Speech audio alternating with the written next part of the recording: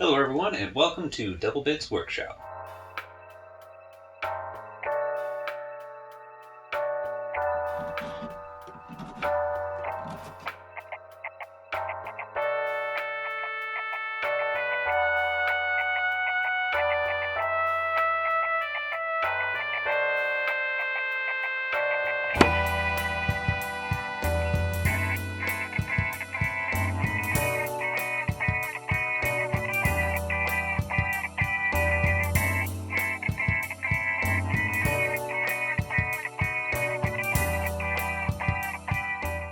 So we will be doing an unboxing today, and I've been wanting this product for quite some time for the good old 3D printer. So without further ado, let's get to it. What's inside the mysterious brown box? Let's see.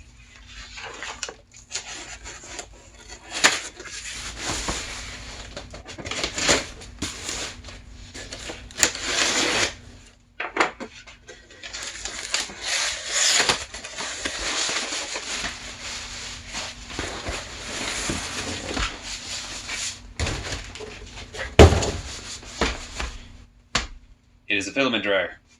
Alright, so I ended up purchasing the COMGROW filament dryer due to a lot of the reviews, and the design was the similar style to the Sobel brand, which for what I was looking for, I wanted a dual dryer setup. So that is why I ended up choosing this one. Plus, I really enjoy COMGROW's products, especially their CNC laser engraver over there, so I definitely wanted to give this a shot. I purchased this myself, and let's see how well she does.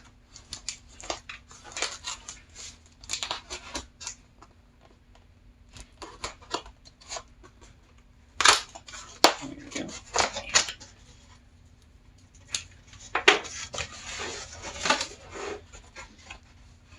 Pop this little cover off, keep bumping it.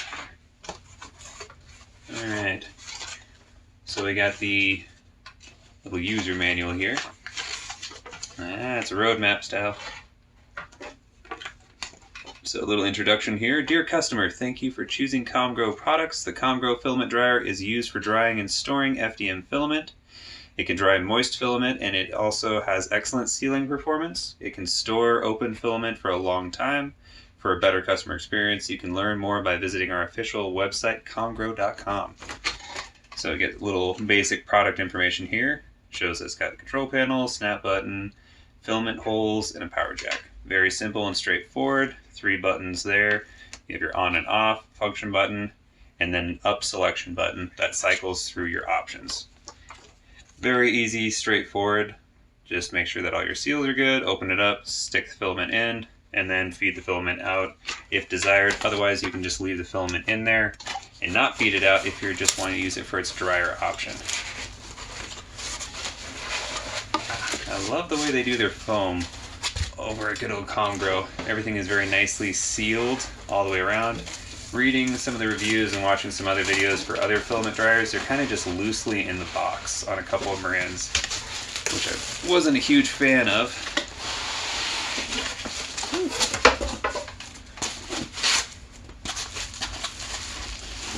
This thing is tight. There you go.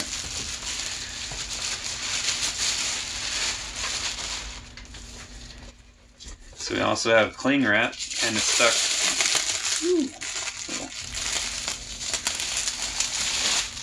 peely bit there. Nothing else in the box, but very nice job of sealing everything in there.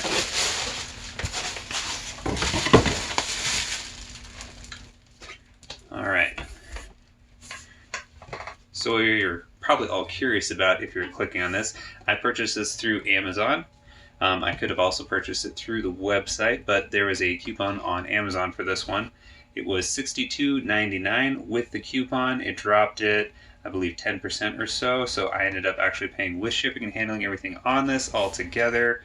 I think this one, actually no, I think it was a little bit more of a discount than that, because this one ended up costing me only $54, I think 62 or something after tax. So very nice for if you're looking at dryers. You know that you're usually roughly around anywhere from $45 on the cheap end upwards of $90 just for a single, let alone a dual. A lot of the ones that hold dual filament will cost you around upwards of $160 to $200.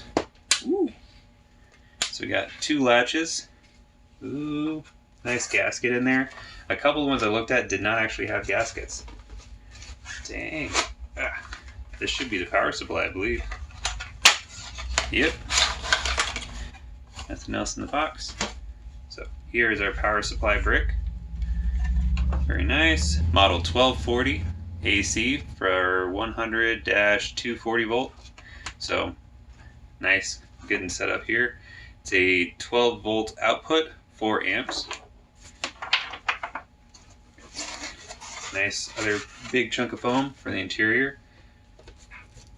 Let's see. Dang. Well packaged in there. Dang. There we go. Alright, so have a quick look at the unit. It's very nice and very simplistic. So what we're greeted with is a nice amount of venting. We have our fan in the back, and we actually have 4 rollers here, which is nice. They're actual bearing rollers, but they're not super loud and clangy, so you're not hearing the ball bearing is just kind of in there. Every time it pulls the filament, you're not going to hear shing shing shing shing or anything like that. They're very quiet, but very nicely able to roll. In the bottom here you can see that kind of yellowish is the actual element itself for heating. There is 4 actual good solid screws in the bottom of that. What I like about that is that I'm not worried about some of the filaments that I saw, or not filaments, sorry. The heater pads that I saw were either glued in place, which I question how hot it can get if it's just being glued in there, and then on some of the other ones it's actually melted into the plastic, holding it in place. So if these are meant to actually get up to proper temperature, I'm not really trusting of it if it's melted into the plastic holding the element in, or if it's just hot glued in there, or glued in there with most adhesives in general anyway. So seeing the actual screws and some of the pictures, I'm happy to say this is actually screwed in place in its own standalone element in the bottom here. You can see some wiring kind of properly pushed off to the side and has its own little track underneath, which is super nice. But overall, it's actually very sturdy. I read a lot of reviews on how people were saying that a lot of these are very flimsy, but I'm here to tell you that a single all the way through screw in the back has this very sturdy and very quiet but very solid seal. I can feel this kind of pull down slightly when I push each one of these into place and lock it down. You can actually feel it press into the gasket, which is very present all the way around. No damages, just very well built. And I feel pretty good knowing that that's going to seal good. I do like that there is an actual little close-off gasket here on both sides, so I'm able to seal off which one I'm not using if I want to use purely this setup. Alright, so we have some very nice M6 connectors that when I was reading on is that these should be able to screw in for a Bowden tube setup. I had actually purchased a kit as well off of Amazon, and I was happy to read that these should potentially just thread right in. Yeah, so we should have, yes, a little setup here. Curious. Okay. Oh, that is perfect. Alright, so I am happy to report that if you have, if you have one of these M6 connectors for the Bowden tube setups that you can purchase, either Capricorn or what have you, I just purchased a larger kit, some of the additional Bowden tubes, and a whole bunch of these little connectors for both sides. The M6 screws onto their same washer, so, oh, that's awesome. Ah!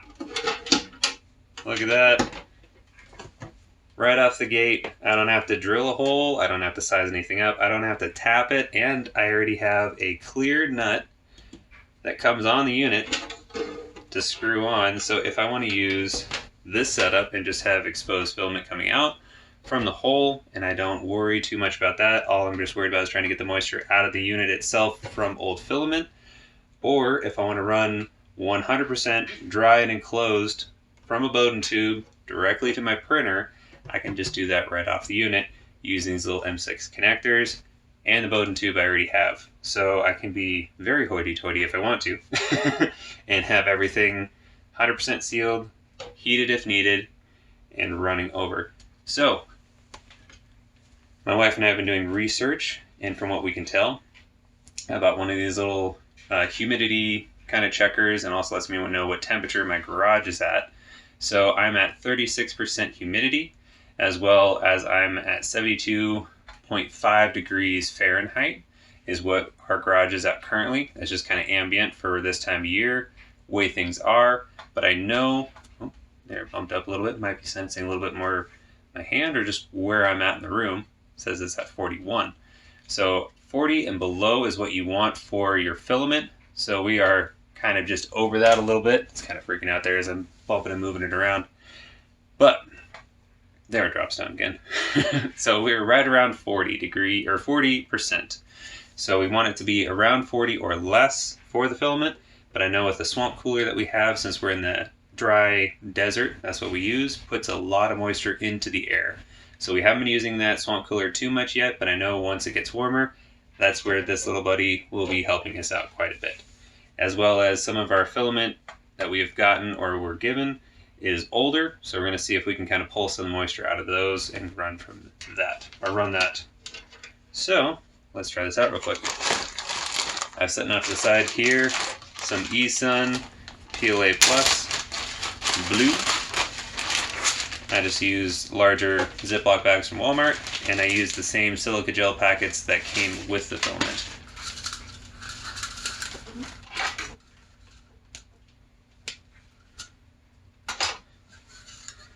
So, oh, that's awesome.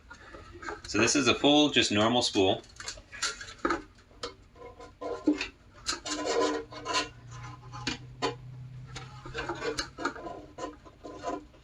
So for this, that's right, I need to spin the spool.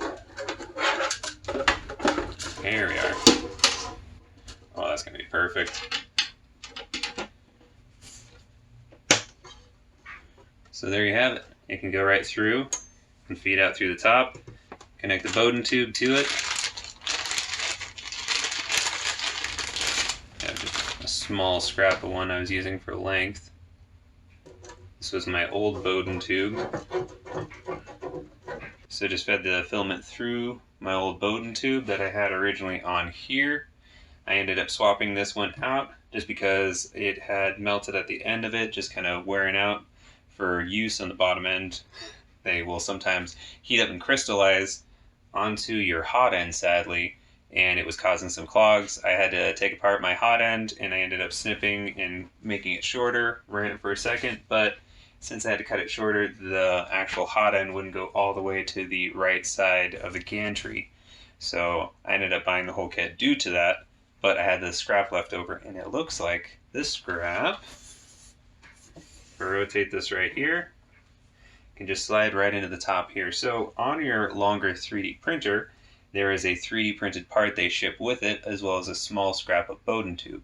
It helps create a better angle going to the filament runout sensor in the back here, and you would normally run your filament through this little chunk of Bowden tube in through that.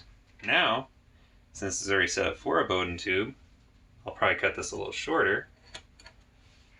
How much? Look at that.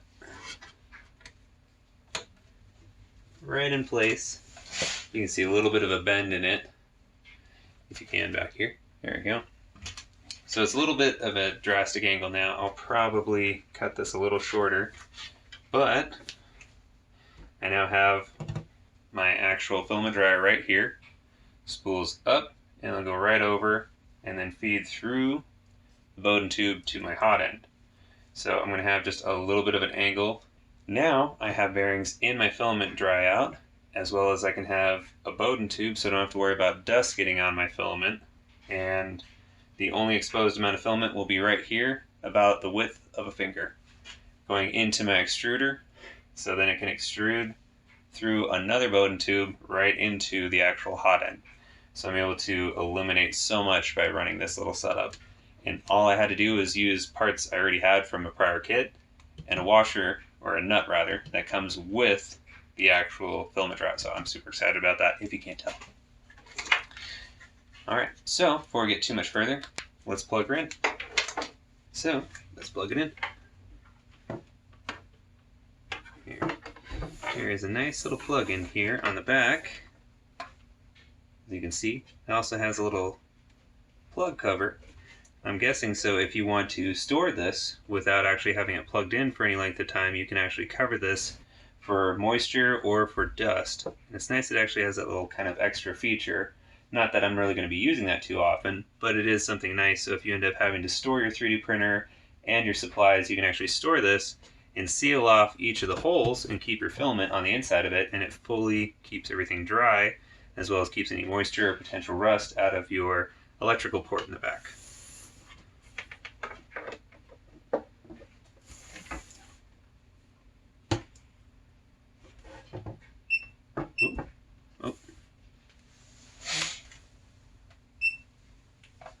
There.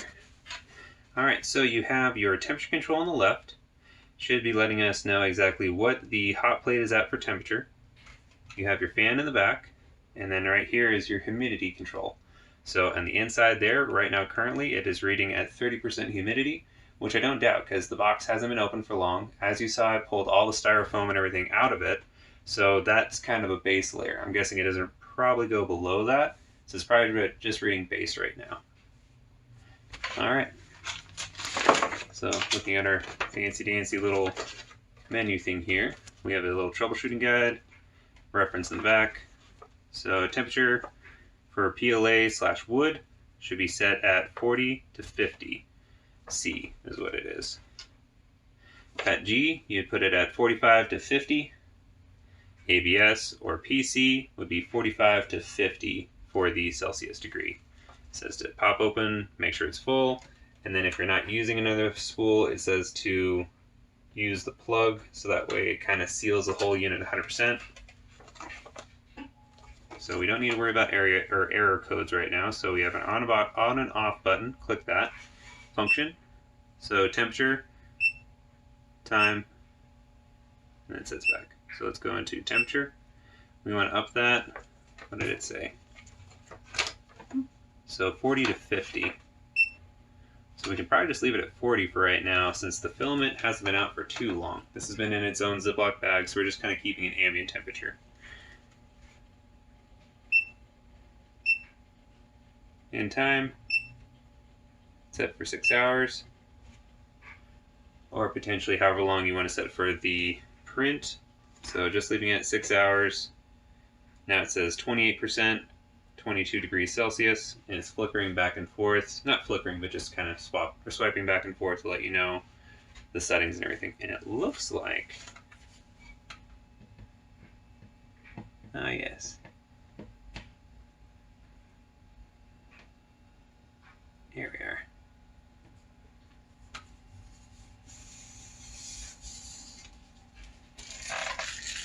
And make sure you get that off of there. Perfect. So I can hear the fan audibly in the back of it. Not feeling any overabundance of heat out of it right now. So it'll probably take a little while for that element to heat up and the fan to cycle long enough. We're already gaining in temperature, which is good. So if this is at all like a 3D printer, it'll probably take a minute just for that to heat up, just like you're heating up the bed on your 3D printer. But I can hear it running, everything is good on that end. So I'll probably want to keep this in line with the printer. So as much as it seems like I'd want to have this display for it, I might end up having to compromise and leave it turned in order for that to just fit and go the way it's supposed to. Because I don't know how well that's going to pull that way versus, yeah, it pulls easier. That pulls, but it pulls a little off.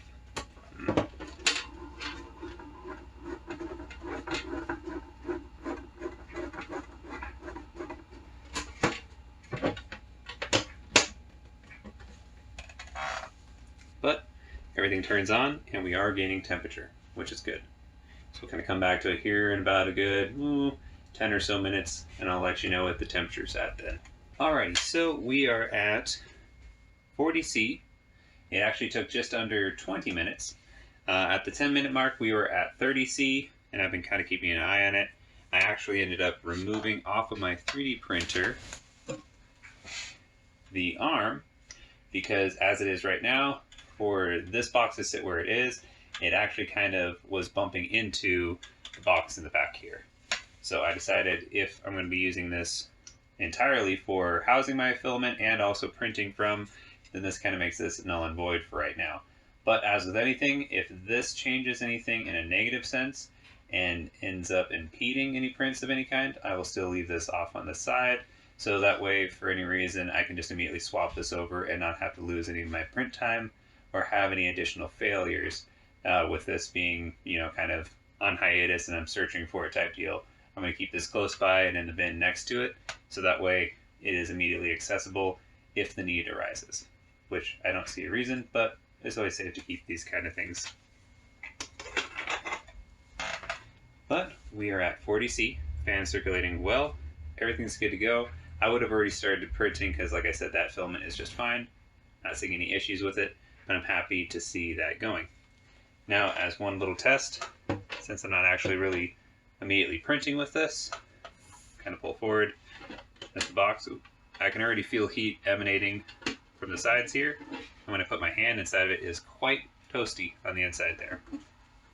And filling the filament already feels a little bit more flexible and movable, but it doesn't feel like it's at all, of course, getting hot enough to melt the filament, which is good. That's what you want. A couple of units I looked at could be a little bit stronger than this unit and can get a lot hotter, but I'm actually happy this one can get as hot as it does, but you have to do a lot more selections for it because some of those other models that have just the knob, I was reading reviews and seeing different horror stories and videos where the potentiometer or pot, better known as for the little dial, can sometimes be so finicky that even though you're just kind of close to the PETG or higher settings, it'll actually melt normal PLA to itself, and then you just have an entire ruined spool of filament that you pretty much just have to recycle or throw away. So I'm happy that this is a little bit more kind of W-proof in that regard, to where I have to make it go that high in order to have that potential issue. So then at that point, it's 100% on me if I allow this to get that hot, and I can consistently look right here and see if it's hot enough to do that or not. And then it's just my own common sense, which if you have a 3D printer, you're going to have a bit of that common sense, hopefully, to kind of rule out some of those issues that you would kind of cause yourself. So this unit makes it very simple. I like that it gives enough time to see what's going on for how long it's been printing, or how long it's been heating, as well as it gives you your temperature and your humidity level. So right now it's reading, which it looks like the sensor is probably right about here. So on near the bottom of the unit, since there's no sensors in the top part of the crystal clear plastic up here, it's reading at 17% humidity. So this is beyond ideal. Like I said, you can print up to around 40% humidity just fine without any issues. Anything going too far past that, you run the risk of your filament absorbing water out of the air a little bit more easily and readily available, and creating improper layer lines and causing some bulging or popping as it goes through the hot end and disperses that water. And then the water, the space it was taking up, is suddenly now null and void. And now you're just kind of losing parts of your filament for actually lining up properly in your print, causing jitters and just a poor quality print. So that's the whole reason we're doing this.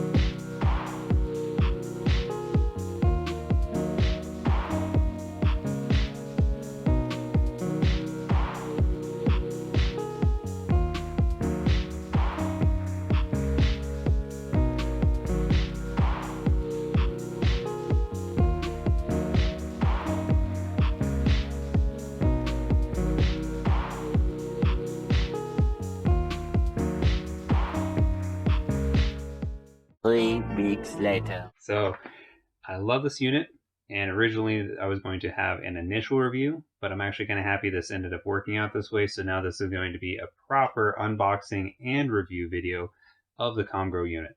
I love it. It works great. Just simple touch interface. Get your options the way you want it. Settings, so on and so forth, what you are actually trying to heat up, whether it's PLA, PLA Plus, ABS, PETG. All the options are there for it. Very large capacity, 2 kilograms worth of filament, so 2.2 per spool, so you have 4.4 pounds of actual filament that can be heated at once. A few things I have figured out in this time span. Let me explain. So, my first initial thought of this unit was that I could immediately heat it, and that any and all filament, regardless of how brand new it is, I need to put in here and turn on the heater. That is wrong. So for heaters, it's a wonderful idea that runs the process that if you have a lot of moisture in your filament, it will extract it. It does this great.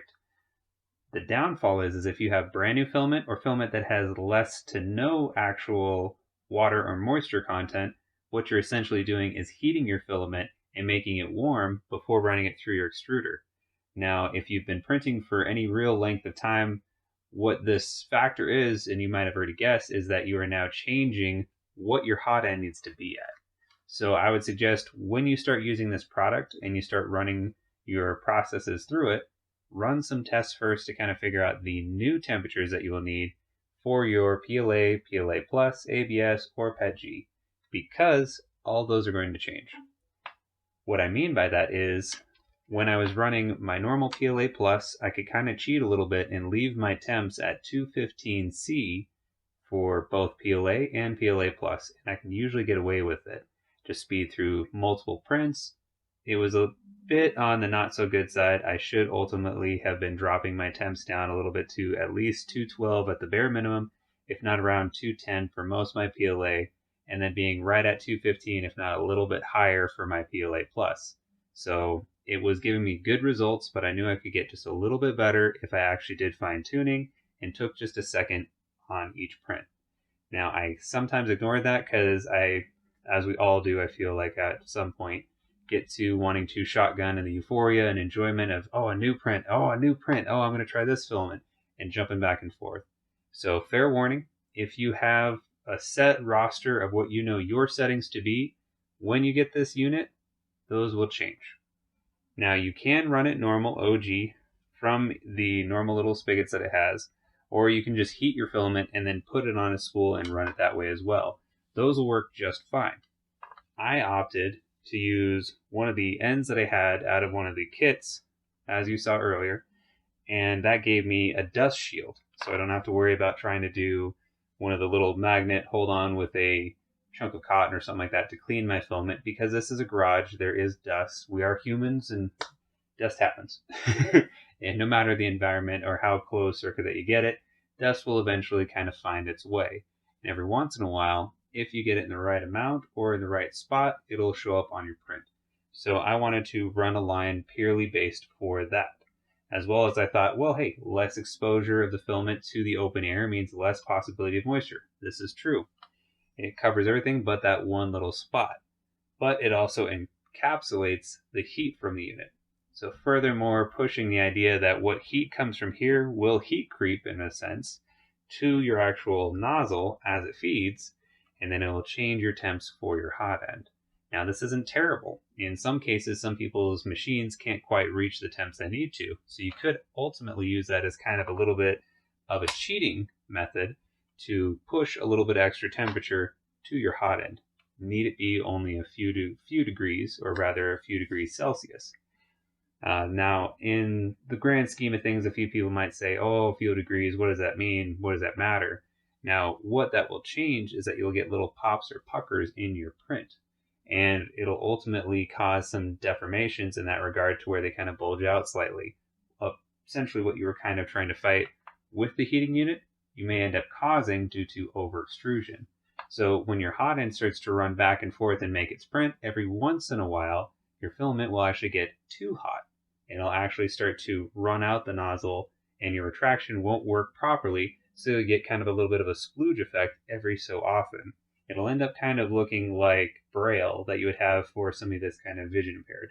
So that same kind of brailing that you would get on the sides of your prints usually is an over extrusion issue, something that you can usually fix with retraction. You could try to ultimately go for it, but it's so sporadic on when the heat actually is there versus when it's not, that you may end up just creating a lot more time for your print without the necessary effect being 100% like you would wish it to be. So just things to kind of keep in mind. It's not an end game. It's not a major changer of any regard. But before you leave a negative review or any kind of agitation towards the unit, it's not the unit's fault for doing its job.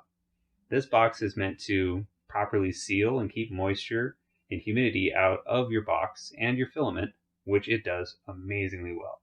It's also meant to heat up your filament when requested or needed to pull unnecessary moisture, which no moisture is necessary really in PLA or PLA Plus or most filaments of any kind, but it's meant to extract and pull that to give you a better print. So this does all of this wonderfully. I love this unit. The prints have been great that have come off of there. Like I said, it's been about 3 weeks, and we've been running all sorts of filament. Actually ran out a couple spools, which has been awesome. This thing has been non-stop printing. I feel 100% this is definitely a bona fide purchase I would make absolutely again. But I will say, as I did before, it has its caveats. So if you have old filament that you absolutely feel you want to salvage, but you know some moisture has gotten to it, put it in here for 8 hours or longer, however long you feel it would need to pull the maximum amount of moisture out of it. This unit will do it just fine. So I feel like this is a wonderful preserver for people who don't necessarily print 100% of the time. Like I said, I've been going through a lot of filament, so I am kind of not necessarily falling in that category, but I do every once in a while have a week or two that I'm not printing right away. And I do have a tendency to forget a spool of filament on the actual spool holder for my printer. It's been known to happen many a time. And the first print or two is usually off, is what would usually happen to me. And I was like, man, my settings are off. And then I'm like, oh, no, you just kind of left the filament right there hanging. So having this kind of setup is wonderful. I love it for that reason in and of itself. As a bonus, we'll say. Well, I won't say that's 100% why you would buy this, but just know that it's a bonus. Besides that, out of the whole running game right now, if you wanted a Soval or a couple of the other competitive brands, or even some of the more ritzy brands or higher ones that charge a bit more, not necessarily better quality, just a higher price, that are a dual spool holder, you're looking at around $150 to $180, sometimes upwards of $230 for most of those. There are a few brands, such as COMGROW, that are in the more competitive market, give you a lot of the same benefits and bonuses at a heck of a lot better price. I spent $62.99 on this, so still $60 or over $60 rather, especially after tax. But in the grand scheme of things, it's a heck of a lot better than $150 or even upwards of $230, some of them up to $250. Now, on a few of those, I will say they do have additional things on them. This one gives me my temperature that it's at in proper what I need it to be at for the filament with before cooking all the filament to the spool holder. This has some safeguards for that. It gives me my humidity, so that way I know how much humidity is in the container. So if it's, essentially just a water bucket, or if it's a dry arid desert, as we would hope, it lets me know that on the gauge. It doesn't consistently display one time or the other. It'll actually slowly transition between the two, so it actually saves the display. So it'll transfer between showing you what your humidity is at and your temperature, and if you were to turn it on, turn your temp up, it'll display its time, and it'll cycle between the two, which is wonderful. So that way you don't have a burn-in display constantly just displaying a weird haphazard 8 hours over the course of even just a couple months of solidly using it, which a few of them have reported as an issue. This one cycles between the two as almost a mild screensaver, and it has little to no issues with the display. The unit does have the nice sealing gasket. A couple of them don't. A couple of them are just straight plastic on plastic. The latches are very easy to open, but when I do latch them, I feel it actually does pull slightly down and lock in very nice and neat, against that kind of TPU gasket they have in there. I'm not sure if it's TPU or if it's just basically like a silicone gasket, but it's a nice, basically rubbery gasket. The tops of these nozzles that come with it work great. The little plastic nuts that they have on here that screw onto the bottom end of this work perfectly to thread right back onto the same little nib that I got for my Bowden tube, little kit that I got. It's just like I think it was a 5-pack. And I got a little Ziploc bag of these guys. These work great. So it's the smaller end, not the larger end, on just any generic basic kit that you would get for any of the additional backup Bowden tubes or replacement Bowden tubes that you would have with the ends as well. All of that to say, it's a wonderful unit. Hope you all enjoyed kind of a quick little overview. Kind of been spurting some facts here a little bit more than actually being a little bit better concise. So hopefully you don't mind that. But would I buy it again? Absolutely. Is it a good item for the price? Absolutely as well. You're spending at least half the price of some of the more top-end items. The only difference is that you will not get the weight of the item that you're putting in here. So a few of the upper grade versions of these will either have dual fan in the back, or they'll actually give you a constant scale that'll tell you what you're at approximately for your filament for total weight. So if that's a huge thing and you absolutely need to have that, that is the one feature where you're missing on this unit. But you can also purchase the, I think it's the more expensive unit that gives that to you. And I think those are roughly around $90. So for an additional $30, still well under $150, well under $230 or $250, you can get the next model up that gives you that benefit. I didn't feel, since I was already expanding past the $50 budget I originally had, I was contemplating about like a Sunlu or a GAO for their little heater boxes, and I was already planning on modifying it to do what this one does out of the box.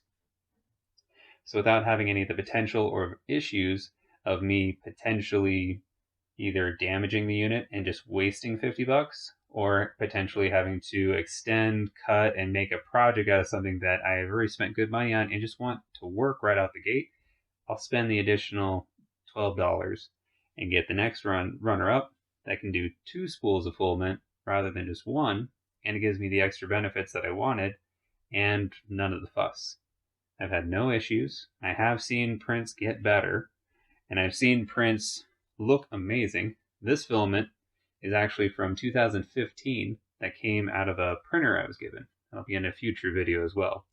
And those little spools ended up actually running through this, and I was able to get an actually good print out of it. It's notorious for constantly snapping or breaking, and just all around being kind of a junky filament. And throughout, each one of them just kind of bends. You can see the little white line and it'll kink. Or if you were to, as we saw, me and my wife did, we just went to unload the spool, and as it started to reverse the extruder, it just exploded into little fragments of filament all over the place. And this unit actually cured it for the most part to where we could get feasible prints out of it. Beforehand, when we tried just running it off the spool holder instead of this, it was exploding, having issues, so I threw it in here, and it did a lot better, which was awesome. So hopefully this has been informative. If it need be long, sadly, I do hope you enjoyed the video, even though it was a little bit longer. Let me know in the comments below if you have any questions about the COMGROW little filament dryer box. And if you have anything that you want to ask about the setup or anything else, please let me know down below. Thank you also very much for watching. Hopefully this has been a little bit of extra information to help teeter your decision to purchase this dryer box one way or the other. Let me know down in the comments below as well. If you enjoyed the video, leave a thumbs up. Please like and subscribe to it. It helps me out greatly, so very much. If you enjoy the content and you want to see more of it, make sure and hit that notification bell so that way you get notifications each and every time a video is released on the channel. Thank you all so very much, and have yourself a wonderful day.